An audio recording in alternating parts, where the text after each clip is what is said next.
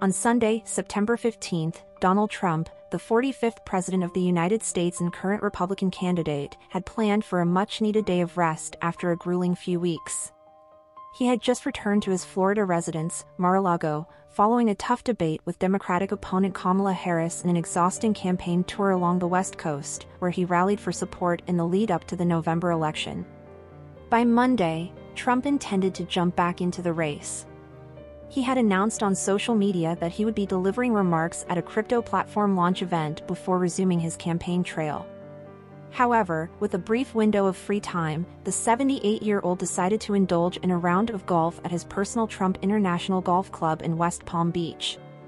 His relaxation was cut short after just 5 holes when a member of his Secret Service detail noticed the barrel of a rifle emerging from the bushes along a fence, just a few hundred yards away.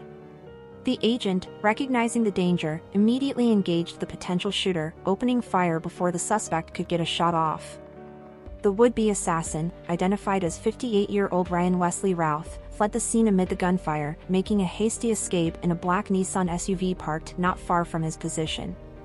While no one was injured, this was the second time in just over 2 months that someone had come dangerously close to taking the life of the former president.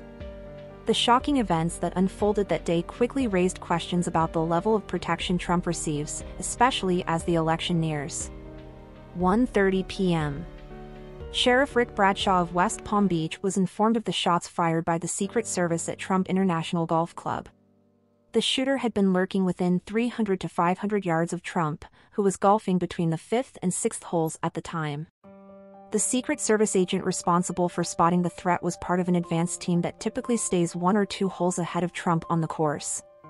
According to Bradshaw, the agents saw the rifle's scope and barrel poking through the fence before taking swift action.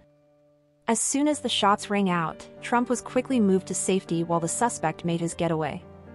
1:40 p.m. to 2 p.m. Stephen Chung, Trump's campaign communications director, swiftly issued a statement reassuring the public that Trump was safe. President Trump is safe following gunshots in his vicinity. No further details at this time, Chung said. Trump later released a bold statement of his own, vowing never to surrender in the face of danger. There were gunshots in my vicinity, but before rumors start spiraling out of control, I wanted you to hear this first. I am safe and well, he wrote in an alert sent out by his team. Nothing will slow me down. I will never surrender. His statement was a reminder of a previous attempt on his life just months prior in Butler, Pennsylvania, where he had been shot in the ear. He reiterated his appreciation for his supporters, stating, "I will always love you for supporting me. Unity. Peace. Make America great again." Meanwhile, a witness came forward with details of the suspect's vehicle, providing law enforcement with the license plate number of the fleeing black Nissan. Martin County Sheriff William D. Snyder quickly issued an urgent be-on-the-lookout alert, BOLO, for all law enforcement officers in the vicinity, and the suspect's car was soon spotted traveling north on I-95. 3:49 p.m. Vice President Kamala Harris publicly addressed the alleged assassination attempt, expressing relief that no one had been harmed. I have been briefed on reports of gunshots fired near former President Trump and his property in Florida, and I am glad he is safe, Harris wrote on X, formerly Twitter. Violence has no place in America. The White House echoed Harris's sentiments, confirming that both President Joe Biden and the Vice President had been briefed on the incident. The President and Vice President have been informed about the security incident at Trump International Golf Course, where former President Trump was golfing, read the official statement. They are relieved to know that he is safe and will be kept regularly updated. 4:29 p.m. to 4:32 p.m. Law enforcement successfully apprehended Routh along I-95, roughly 45 miles from the golf course, following a police chase involving multiple vehicles and a helicopter. Once stopped, Routh remained calm and emotionless as he was held at gunpoint and taken into custody. Sheriff Snyder noted that Routh never questioned why he was being arrested, despite the chaos surrounding his capture. One witness, Daniel Rodriguez, who was traveling with his family on I-95, described the scene as wild, recounting how numerous police vehicles sped past them in pursuit of the suspect. 4:42 p.m. The FBI promptly announced that agents were investigating the incident as an attempted assassination of former President Trump. At the same time, Trump had safely returned to Mar-a-Lago, according to sources familiar with the situation. 5:17 p.m. to 5:18 p.m. At a press conference, Sheriff Bradshaw provided more details about the attack. He explained that the shooter had concealed himself in an area of the golf course that was surrounded by shrubbery, making it difficult for others to spot him. The suspect had left behind a rifle, a GoPro camera, and 2 backpacks at the scene, the latter of which contained ceramic tiles designed to stop bullets.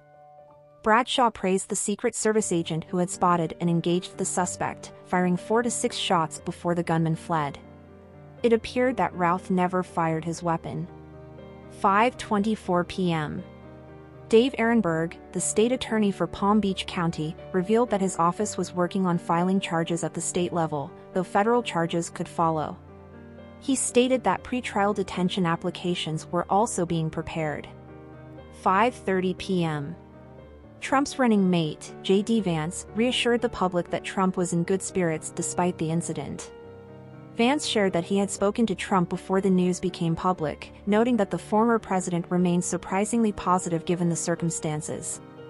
"Still much we don't know, but I'll be hugging my kids extra tight tonight and saying a prayer of gratitude," Vance wrote. 5:40 p.m. Sheriff Bradshaw commented on the level of protection afforded to Trump, explaining that security at the golf course was more limited since Trump is no longer the sitting president. He suggested that future visits to the course would likely see more perimeter security, though he commended the Secret Service for acting promptly and effectively during the incident. Secret Service spokesperson Anthony Guglielmi added that the agency was working closely with the FBI, Palm Beach County Sheriff's Office, and other local authorities to investigate the attempted assassination. 6:03 p.m. The suspect, Ryan Wesley Routh, was officially identified as a 58-year-old resident of Hawaii and a registered Democrat. Originally from North Carolina, Routh had relocated to Kauai, Hawaii, in 2018, where he and his son reportedly operated a shed-building business. This information was provided by the Associated Press, which also detailed his recent background. 15 minutes later, Democratic vice presidential nominee Tim Walz expressed his relief at Trump's safety, writing on X, "Gwen and I are glad to hear that Donald Trump is safe. Violence has no place in our country." 6:33 p.m. Congresswoman Elise Stefanik released a statement expressing gratitude that Trump had not been harmed in the attack. She also called for answers regarding how an assassin managed to get so close to the former president for the second time in 2 months. Stefanik referenced the earlier assassination attempt in Pennsylvania and demanded a clearer explanation of Sunday's incident. She urged Americans to unite behind Trump in November's election. Meanwhile, the bipartisan task force investigating the security lapses from the previous attack announced that it was monitoring the current situation and had requested a briefing from the Secret Service. 7:24 p.m. Trump's campaign leaders commended the swift response of the Secret Service in an email to staff, describing Routh as an evil monster who had attempted to kill Trump for the second time. The email lauded the bravery and efficiency of the agents involved. 8:31 p.m. Florida Governor Ron DeSantis announced that the state would be conducting its own investigation into the attempted assassination. He stressed that the public deserved to know how an assassin had come within 500 yards of Trump.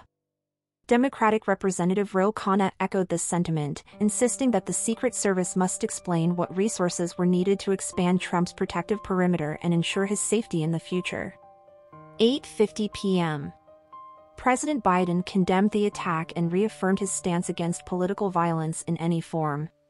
He praised law enforcement for their work in keeping Trump safe and ensured that the Secret Service would continue to have the resources needed to protect the former president. 9:04 p.m. House Speaker Mike Johnson, who met with Trump after the incident, described him as unstoppable and resilient, thanking God for protecting him once again. Johnson remarked on the strength Trump had shown despite facing repeated threats. 11:36 p.m. Late that night, Trump expressed his gratitude to the Secret Service and law enforcement, referring to them as brave and dedicated patriots. He added with a hint of irony that it had been an interesting day. Trump was set to receive a briefing the following day from Acting Secret Service Director Ronald Rowe regarding the ongoing investigation. Thank you for watching. If you enjoyed this video, please subscribe and turn on the notification bell for more updates on celebrity deaths and news updates.